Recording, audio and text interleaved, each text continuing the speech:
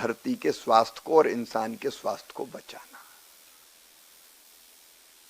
अनियंत्रित chemical fertiliser का प्रयोग, पेस्टिसाइड्स का प्रयोग धरती को भी बीमार कर रहा है और इंसान को भी बीमार कर रहा है।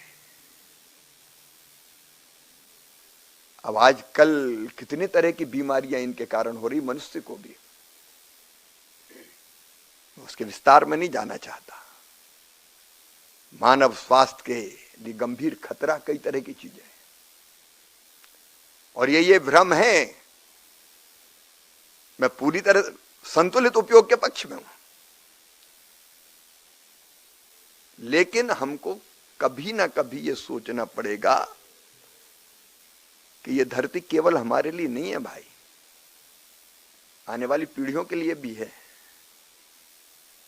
जीव जंतुओं के लिए, पशु पक्षियों के लिए, कीट पतंगों के लिए भी ये धरती है।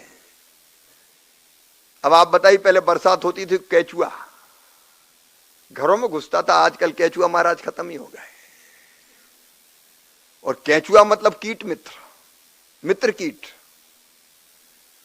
आप जानते जो जिन्होंने अध्ययन किया, वो धरती में 40-40 फीट तक नीचे घुस जाता है, फिर ऊपर आता है, फिर नीचे जाता है, फिर ऊपर आता है। धरती को फर्टाइल करने वाला, मिट्टी खाता है, मिट्टी छोड़ता है, तो वो नेचुरल खाद। लेकिन पेस्टिसाइड वगैरह का, फर्टिलाइजर का अनियंत्रित उपयोग के कारण समाप्त ही हो गया। कई तरह के ऐसे मित्र कीट। तो एक चैलेंज हमारे सामने, बिना उत्पादन घटाए,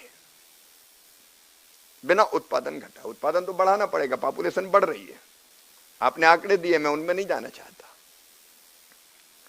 उत्पादन बढ़ाते हुए